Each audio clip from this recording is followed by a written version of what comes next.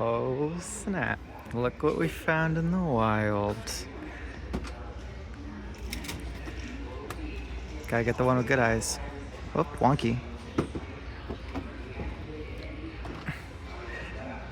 This one looks good. Let's get it.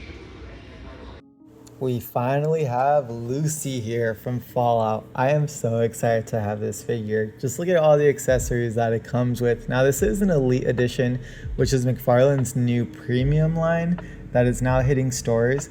The retail cost of this is $60, but I found it at Walmart for $50, which is pretty nice. I really don't know what the true price is, but honestly, I won't complain. I'll save the $10. This is number 6 in the wave.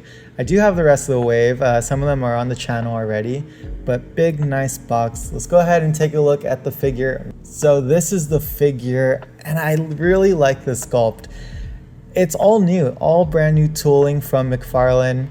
Now they did reuse this figure with Steph, which I do have, and we will take a closer look later on in the video. But let's go ahead and take a look at the accessories that she comes with right now. She comes with 2 guns, does come with 3 faceplates, also comes with a fisted hand, an open gripped hand, 2 weapon holding hands, her cutoff finger and an attached finger, the backpack from the vault, her trusty dog meat, and also a card. And we'll also take a look at what's on the back of the card, and it comes with the points card that I was talking about earlier. So for $50 is a lot of accessories. Is it worth it? I'm not too sure. I mean, I feel like you can get this on a regular McFarlane back in the day, but it is what it is. This is the new pricing for it now. But I really like the sculpt on this. All over the place. The head sculpt, the body, just the details, everything about it. It is so good. I've been looking at suits now for Fallout of the Vault Dwellers, and is excellent. They executed it to a T. I'm sure they got the files from Amazon, and it's a mini Lucy here, through and through. All the detail all across. I know that silver little dot on the back is supposed to be a little bit closer to the belt, but it's not a game changer. That does have the regular peg holes here on the boots, and the Pip-Boy.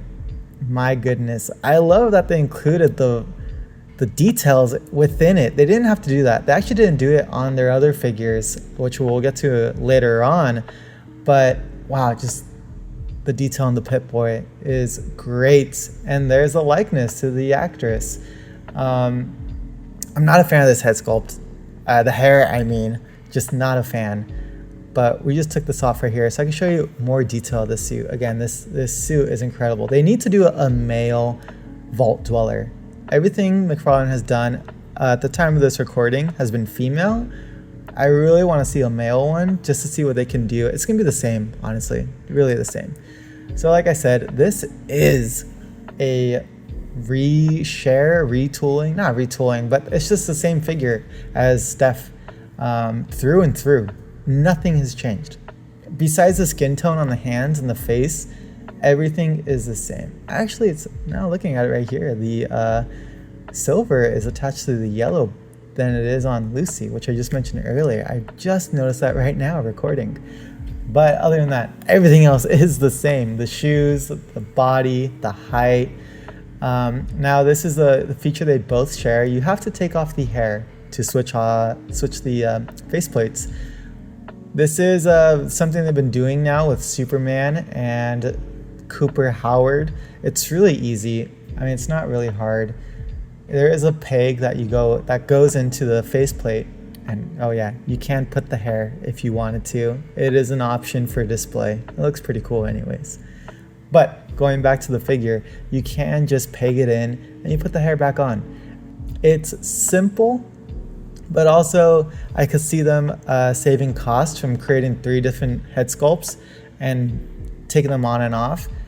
I am liking the system the more I do it. I wasn't too crazy for Superman and for Cooper Howard, but you can't really see the seam here. It works with the long hair. I'll give it that. It works because it's covered. And like, it's just easy to do, you know, it's nothing too crazy. Just showing off the different sculpts here. So this is the smiling head sculpt. I think this one struggles a little bit with the likeness to the actress. It's there in some angles, and I don't think it's there straight on. I do like it though more than the other two sculpts that are given in this package. Now here is the Vault 33 backpack. This is a pain to get on. I think it's because of the sculpting. It's really tight. It's really tight, and the backpack straps are not very pliable. They're very hard plastic. I actually had to do it off screen just to get it on. And with the head sculpt itself, it's really gets in the way of having a flush look. The backpack is extruding out a bit, and you can see from the straps, they're not really on her shoulders. It is because of the hair, and it does get in the way of articulation later on. I'm just showing how dog meat looks right next to her, and I think it looks really well. It's just a piece of plastic. There is no articulation to this whatsoever. I think that's a big miss, but judging from crypto that we got, there was no articulation in that either. It's just, it is what it is. I don't think anyone makes articulated 12 scale dogs besides maybe higher end companies. But for $50, it is what it is. I do wish they gave us the ponytail look. That's what you've seen with most of the series, and obviously in the artwork that is provided on the box and the card. So I was really hoping that we could get that maybe for season 2 figure. That would be amazing. So the articulation is pretty simple. You are just gonna have a wrist rocker. It can swivel. There is a pin in the hand that you can rotate around.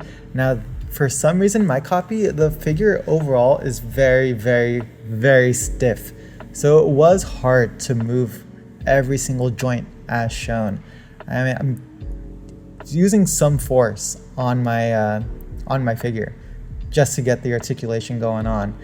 And just to get the hands on too, you have to plug them in. It's not as easy as Maximus or even Cooper Howard. Those two figures were very easy to swap the hands. This one is not. I'm just showing the articulation on the head sculpt. Again, it's not possible with the backpack on. It really isn't. And she's creepy right there with the missing finger and the head tilt. But hey, it works. I am going to be showing off on the other side where the gauntlet is, the Pip-Boy. That hand, for some reason, is impossible to take off. It really is. And it just looks weird the way it sticks out. I feel like that's too much skin showing right next to the Pip-Boy. The hand should be much closer, but it's just the way McFarlane has been sculpting for multiple years. You can't be asking them to do anything new at this point.